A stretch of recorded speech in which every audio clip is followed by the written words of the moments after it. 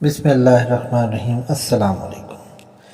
جویائے حق کی audio book کی یہ چوتھی قسط ہے اور ہم پڑھ چکے ہیں کہ 9 والد بزرگ بحیرہ راہب سے ملاقات کرنے میں کامیاب ہو گئے اور وہ اس کی اپنی سرگزشت سنا رہے ہیں، جس میں انہوں نے سارا ذکر کیا کہ بچپن سے لے کر بڑے ہونے تک انہوں نے کس طرح آتش کدے میں زندگی گزاری اور پھر حق کی تلاش میں اپنے گھر بار کو چھوڑ کر کس طرح وہ نکلے اور ان کا سفر جاری ہے۔ آئے ہم چوتھی قسط کو پڑھتے ہیں۔ مختلف خانقاہوں کی سیر۔ کوئی 2 مہینے کی صحرا نوردی کے بعد میں دمشق میں پہنچا، جو شام کا دارالسلطنت ہے۔ وہاں کاروان سرا میں ٹھہرا کہ ایک سے پوچھنے لگا کہ یہاں مسیحیوں کا سب سے بڑا مقتدی کون ہے۔ لوگوں نے لینوس نامی ایک اسقف اور راہب کا نام بتایا، جس کی جانب سے شہر میں بڑے جوش و خروش سے نتنوس کے مذہب کی تبلیغ ہو رہی تھی، اور اس کے سامنے دوسرے مسیحی فرقوں کا بازار سرد پڑ گیا تھا۔ میں نام سنتے ہی اس کے پاس گیا، اپنا حال بیان کر کے دلی جوش ظاہر کیا اور اس کے مریدوں میں شامل ہو گیا اور خاص اس کی خدمت پر مامور ہو گیا۔ میں نے ایسی اطاعت اور ریاضت کی کہ وہ مجھ سے بہت خوش ہوا، اور سچ یہ ہے کہ ابتداً میرے دل کو بھی اس کی باتوں سے نہایت ہی اطمینان ہوا، اور وجہ یہ تھی کہ لینوس کے عقیدے کے مطابق راہبوں اور اسقفوں کی کسی پر حکومت نہ تھی، سب پیروان ملت یکساں اور ایک درجے پر تھے۔ ریاضت و نفس کشی ہر شخص کے لیے یکساں فرض تھی، اس لیے کہ مسیح کے 1000 سالہ بادشاہی میں، جس کا خیال پہلے انہی لوگوں نے پھیلا دیا تھا، بغیر نفس کشی کے کسی کی رسائی نہ ہو سکتی تھی، اور اس میں رسائی پانا نجات کے لیے ضروری تھا، کچھ اپنے اصلی مذہب کے اصول کے ذہن نشین ہونے کی وجہ سے، اور کچھ اس لیے کہ دنیا کو میں حقیر و ذلیل سمجھتا تھا۔ ان لوگوں کی سب باتیں مجھے بہت اچھی معلوم ہوئیں، اس لیے کہ مانتنوس نے اگرچہ اپنے آپ کو فارکلیت بنایا تھا، جس سے خود نمائی اور خود پرستی کی ذرا بو آتی تھی، مگر اس کی مسیحیت یہ تھی کہ نفس کشی ہر شخص پر فرض ہے۔ اسقفوں اور راہبوں کی حکومت دین کے خلاف ہے، ریاضت کے لیے کسی کی تخصیص نہیں، ہر زن و مرد کو راہب اور کاہن بن جانا چاہیے۔ شرع کی پابندی ان میں بہت ہی بڑھی ہوئی تھی۔ توبہ یہ ان کے عقیدے میں غیر مقبول تھی۔ شادی کی نسبت یہ کہا جاتا تھا کہ ایک برائی ہے، جیسے انسان کو مفر ہے۔ نکاح ثانی مرد اور عورت دونوں کے لیے حرام کاری اور زنا کے حکم میں تھے۔ ان اصول و قواعد کو میں نے بہت ہی پسند کیا اور ایسے خلوص و دل سے خدمت کی کہ چند ہی روز میں لینوس کا رازدار بن گیا۔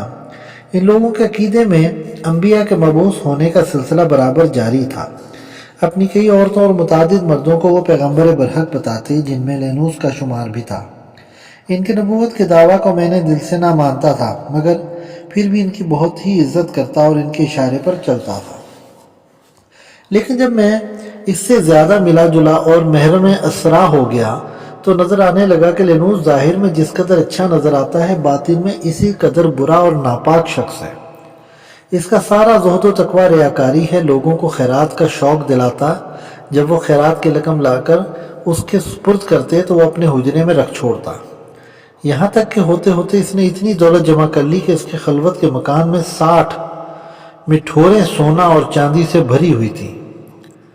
اب میں پریشان تھا، اپنی ناکامی پر افسوس کرتا اور پچھتاتا، اور اس سے پیچھا چھڑانے کی فکر میں تھا کہ یکایک وہ بیمار پڑ کے مر گیا۔ لوگ اس کی میت اٹھانے کو آئے تو میں نے لینوس کی اصلی حالت سب سے بیان کر دی اور وہ سونے چاندی سے بھری مٹھوریں لے جا کر انہیں دکھا دی۔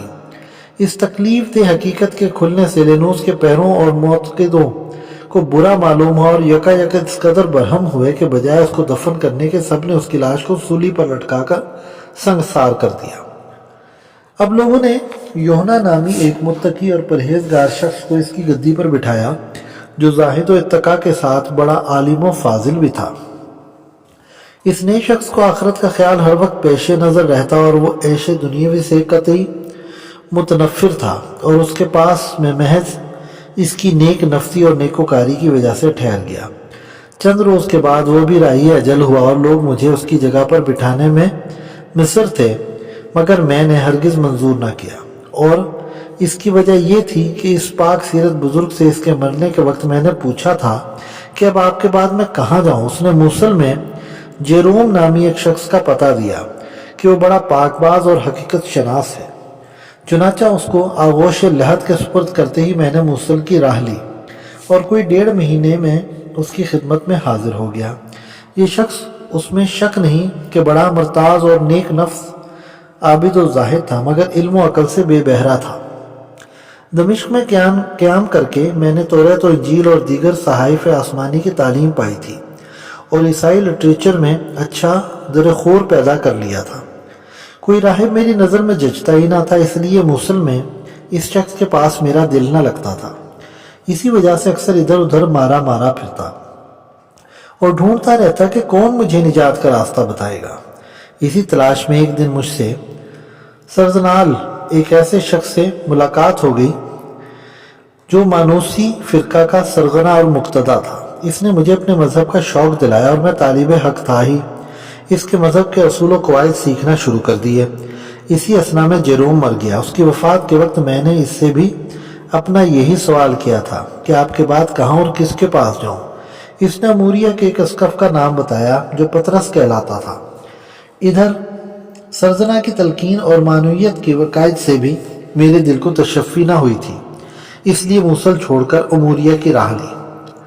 یہاں مجھے پطرس راہب ملا جس سے مل کر میں خوش ہوا، اس لیے کہ یہ بڑا حق شناس اور محقق شخص تھا، مگر اس سے پوری طرح فائدہ نہیں اٹھایا تھا کہ اس نے بھی سفر آخرت اختیار کیا۔ اس نے مجھے مرتے وقت انطاکیہ کے راہب بونیفیس کے پاس جانے کی ہدایت کی اور اس کی وصیت کے مطابق میں انطاکیہ جا کے بونیفیس کے پاس رہا، جنہوں نے 10 سال اپنی خدمت میں رکھنے کے بعد مرتے وقت مجھے بتایا کہ حضرت سے حقیقت کا راستہ دریافت کرو۔ یہ ہے میری پوری سرگزشت، جس سے حضور اندازہ فرما سکتے ہیں کہ 15 برس کے سن سے اس وقت تک، جبکہ میری عمر 70 سال سے زیادہ ہے، ساری عمر ہی حق کی جستجو میں گزار دی ہے۔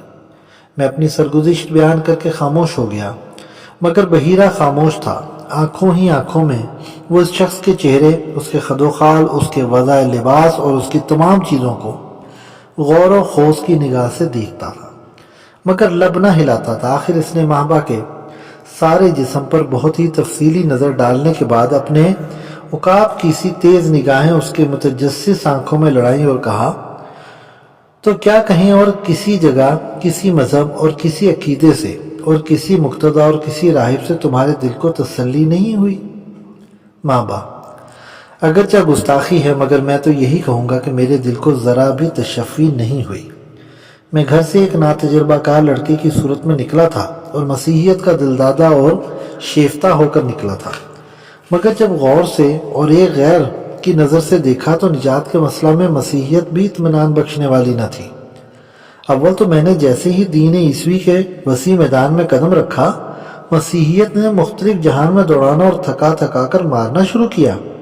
اپنے وطن میں مسیحیوں کا پہلا عبادت خانہ دیکھ کر میں نے اس مذہب کو ایک سیدھا سادہ ذریعہ نجات خیال کیا تھا، جس میں نہ کچھ جھگڑے تھے، نہ کسی قسم کے اختلافات تھے، نہ رہبانیت کا غیر معتدل جوش نظر آتا تھا۔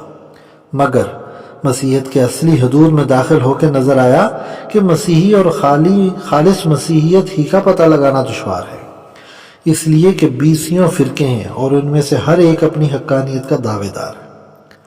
میں نے قریب سب کی حالت کا اندازہ کیا اور سب ظاہری باتوں اور دراصل اپنے ایجاد کیے ہوئے خیالوں پر لڑتے دیکھا۔ یونان اور روم کی مسیحیت بت پرستی بنی جاتی ہے۔ یونانوی مانوی مسیحیت اپنے ذوق کا مجوسی عقائد کو اسوسیت میں ملا کے اسے آتش پرستی بنائے دیتی ہے، لہذا مغرب کی بت پرستی نے اسے اگر بت پرست بنایا تو مشرق کی آتش پرستی نے اسے مجوسیت کا جامہ پہنا دیا۔ ان سب سے عجیب و غریب مانتنوس کی مسیحیت ہے جو انسان کے لیے دنیا کو تنگ کیے دیتی ہے۔ اس کے پیروں میں سے ہر زن و مرد کو ایک نفس کش و تارک دنیا راہب بننا چاہیے۔ اس نے انسان کے لیے سچ تو یہ ہے کہ جینا ہی دشوار کر دیا ہے۔ آریوس کی مسیحیت بے شک نہایت ہی سادہ اور ایک سچے خدا کی طرف لوگوں کو بلاتی ہے، مگر رہبانیت کا زور اس میں بھی بڑھا ہوا ہے۔ اور پھر اس کے ساتھ مصیبت یہ ہے کہ ساری دنیا کی سلطنتیں اس کی دشمن ہیں، اور خود عیسائیوں کے قلمرو میں آریوس کے پیروں کو پناہ نہیں مل سکتی۔ ان سب کے بعد فستوری مسیحیت ہے، جو نسبتاً اور فرقتاً مسیحیہ سے معتدل معلوم ہوتی ہے، مگر وہ بھی دنیا کی اصلاح نہیں کرتی۔ انسان کو چاہیے فرشتہ بنا دے، مگر اسے دنیا کے کام کا نہیں رکھتی۔ اور سچ یہ ہے کہ عام مسیحیت چاہے کسی گروہ اور فرقے میں ہو، دنیوی حیثیت سے دیکھیے تو نہایت ہی شرمناک بت پرستی اس میں گھس آئی ہے۔ توحید کا دعویٰ کیا جاتا ہے اور تثلیث کا عقیدہ ہے۔ اگر محض خدا کے لحاظ سے ذات احادیث کی تقسیم کی جائے تو پھر تین پر کیا موقوف ہے؟ اس کی سدا صفتیں ہیں، اور جتنی صفتیں ہیں اتنے ہی خدا ہونے چاہیے۔ قطع نظر اس کے کہ اگر تین متمائز ذاتیں مانی جائیں تو پھر توحید کا دعویٰ کس بنیاد پر؟ تثلیث و توحید کے باہمی رشتے کو نہ آج تک مجھے کچھ سمجھا سکا اور نہ میں کسی طرح سمجھ سکتا ہوں۔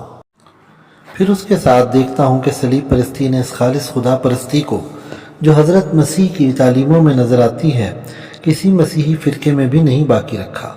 ان سب خرابیوں کی وجہ سے میں دیکھتا ہوں کہ تمام مسیحی فرقے حق جوئی و خدا شناسی سے روز بروز دور پڑتے جاتے ہیں، اور ان کی مذہبی نظائم جن کا نام انہوں نے علم الہی رکھ چھوڑا ہے، غور سے دیکھیے تو سب سخن پروری اور اپنی بات بالا کرنے کے لیے ہے۔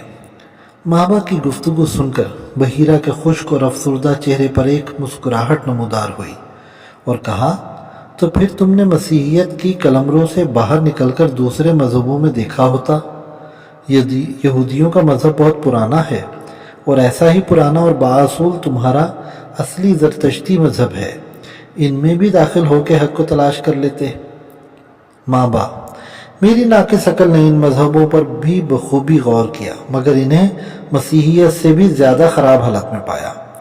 یہودیت پرستی اور صنم پرستی سے بے شک متنفر ہیں، اور ہر مشرک گروہ سے وہ لوگ قطعی نفرت رکھتے ہیں، لیکن ان میں صرف ظاہری رسوم اور دکھاوے کے احکام شرعی رہ گئے ہیں۔ تزکیہ نفس اور دل کی صفائی سے ان کو کوئی علاقہ نہیں رہا۔ مجوسی مذہب کو بھی توحید کا بہت بڑا دعویٰ ہے، مگر اس کی توحید اہرمن کی عظمت بڑھا دینے اور اجرام فلکی اور آگ کی رسن کرنے سے بالکل مشتبہ ہو گئی ہے۔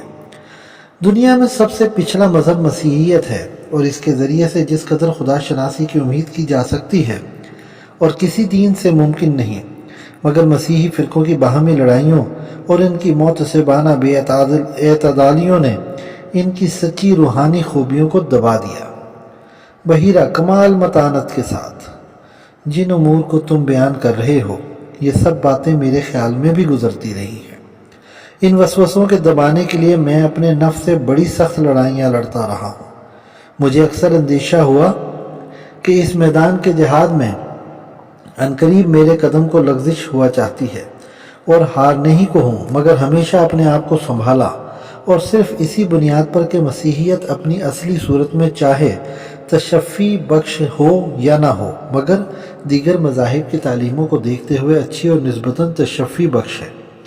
میں تمہیں اجازت دیتا ہوں کہ موجودہ مسیحیت کی جن باتوں کو حضرت عیسیٰ کی تعلیموں کے خلاف یا ان سے زائد پاؤ چھوڑ دو، مگر اس کا یقین رکھو کہ حق کا راستہ ملنے کی اگر کچھ امید ہے تو اسی مذہب کے ذریعے سے ہے۔